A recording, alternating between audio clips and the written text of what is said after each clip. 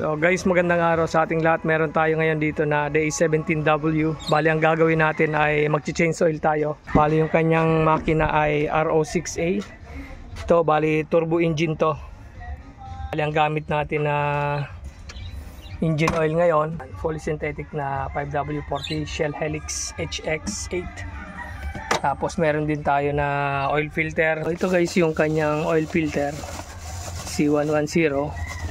Ayan, pwede rin dito yung C934 tapos yung C932. So pareho lang yan, mag-fit naman yan basta lapat yung nilalapatan ng kanyang o-ring doon sa nilalapatan itong oil filter natin. So ayan, simulan na natin.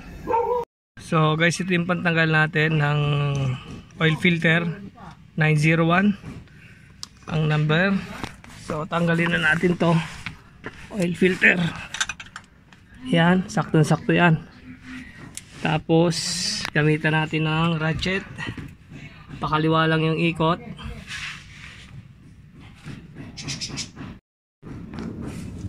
Yan, tanggalin na natin.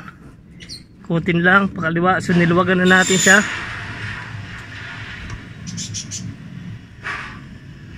Yan. Yan, tumutulo na yung langis.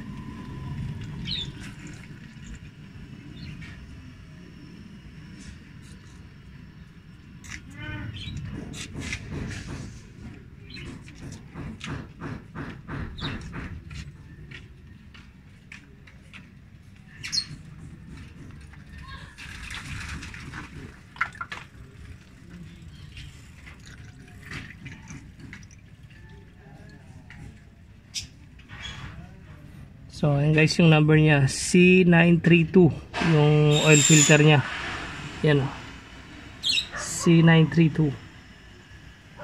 Pwede rin naman C110 dyan or C934.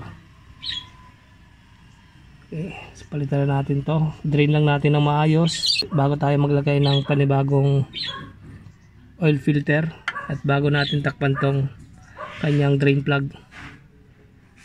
Yeah.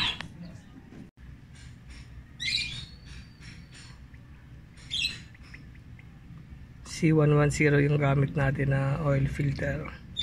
Lagyan muna natin ng oil para pag umikot yung makina, madali yung makina, so may mahigop na kagad siya na engine oil. Yan. Tapos lagyan din natin ng oil to na o-ring. Yan. Para hindi masira yung o-ring pag inikot natin. Okay, so ngayon lalagyan na natin. Kamay lang yung gagamitin natin pang higpit yan. Lagyan na natin yung filter.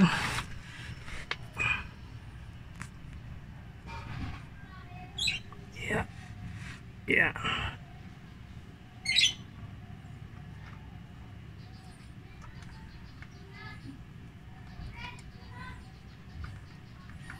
So pareho lang naman yung nilalapatan yan, yung C932 tapos itong C110. Medyo mahaba lang ng kaunti yung pagkakaiba niya doon.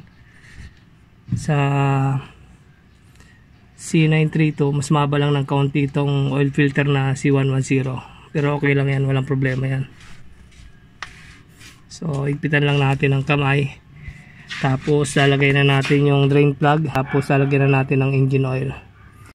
So ayun nga guys, nakabit na natin yung drain plug tapos yung oil filter. Ngayon maglalagay na tayo ng engine oil. So 3 liters nang gagamitin natin na engine oil. Okay. So ayan, so sigurado na ano natin lahat. Balik na natin yung drain plug, yung oil filter okay na, naikabit na natin. Lagay na natin yung engine oil.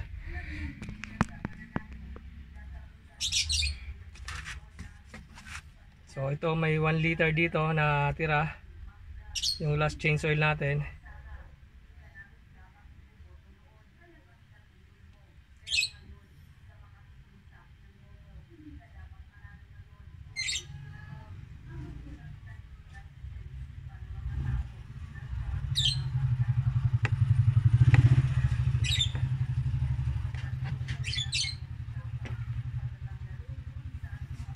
Okay, tapos lagay pa tayo ng 2 litro pa. So ito ang gamit natin na engine oil. Yan, Shell Helix HX8 5W40 fully synthetic. So kahit every 4,000 to 5,000 magpalit tayo para laging malinis yung makina. Or pwede rin pagka mga fully synthetic, pwede rin tayo magpalit hanggang 8,000 to 10,000 km. So depende sa atin. Pero ako, ang ginagawa ko, every 4,000 to 5,000 lang ako lagi kahit fully synthetic yan. Para laging malinis yung makina. So ayan. So depende sa inyo kung anong diskarte nyo. So ako kasi gusto ko laging malinis yung makina, kaya every 4,000 to 5,000 km nag-change oil ako, or every 5 to 6 months nagpapalit tayo kung alin yung mauna sa dalawa.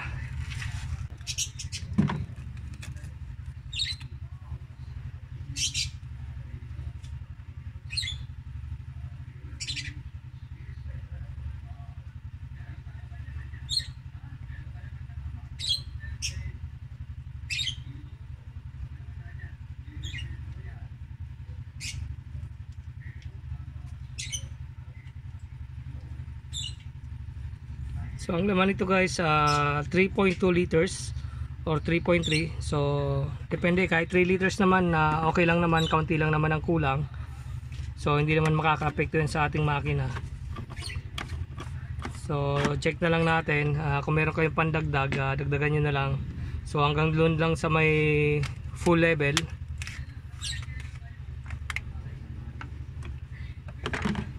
Ng dipstick.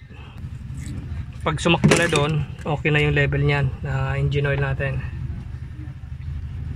So ito na yung pangatlo na engine oil.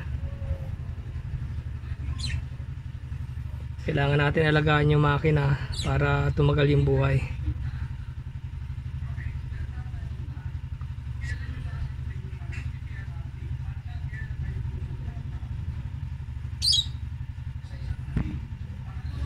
Okay, tapos sukatin na natin yung level ng engine oil sa dipstick.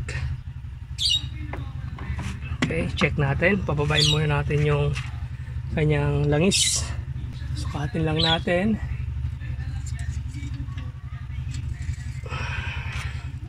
So ayan guys. So okay, saktong-sakto. So medyo sobra lang ng kaunti. Pero pag pinandar natin yan, magbabawas pa yan. So kailangan pandarin nyo muna. Tapos pandarin nyo muna ng mga ilang minuto. Tapos patayin nyo makina. Antayin nyo ng mga ilang minuto ulit bago nyo sukatin. So yun na yung level ng engine oil. So ngayon hanggang dito, lagpas ng kaunti sa pangalawang buta. So ang tama na sukat yan hanggang dito lang. Or kahit mababa ng kaunti, walang problema. So okay, wag lang sobrang dami or sobrang kaunti.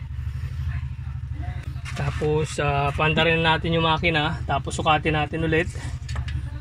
Okay, so tanggalin na natin to. Tapos balik na natin yung oil cap. Oil cap, lagay na natin. Pandarin natin yung makina, sabay sukatin natin ulit after ilang minuto. Okay, so press lang natin. Okay, tapos on position, nakauna yung susi nyan.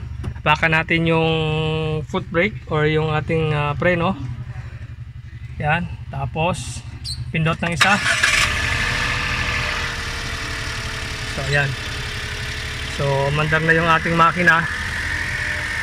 Wait lang natin ng mga ilang minuto bago natin patayin. Tapos pagkapatay, wait ulit ng ilang minuto bago sukatin ulit yung engine oil. Check din natin sa ilalim kung may mga leakage. Yan. So okay naman, wala naman siyang mga basa-basa or tumatagas.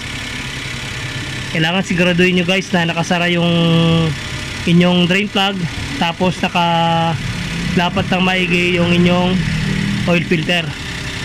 Kasi kung minsan nakakalimutan natin na hindi natin inaasahan na hindi pa pala natin na ibabalik yung drain plug, pagbuhos natin tapon lahat ng langis. So siguraduhin lang natin yan guys bago tayo maglagay ng langis. So ayan, langis naman. So ngayon patayin muna natin makina. Okay, Tapos wait natin ng mga ilang minuto bago natin sukatin ulit yung engine oil sa dipstick. So yan guys, sukatin na natin yung engine oil kung saan yung level nya. So ayan, sakto naman. Nasan muna natin. So dito guys, bali iset lang natin sa 0 yung kanyang trip A.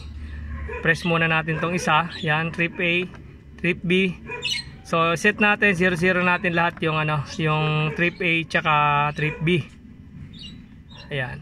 So ito yung trip A, 0-0 natin. Long press lang, tapos trip B ulit. Ayan, long press. Yan, 0-0.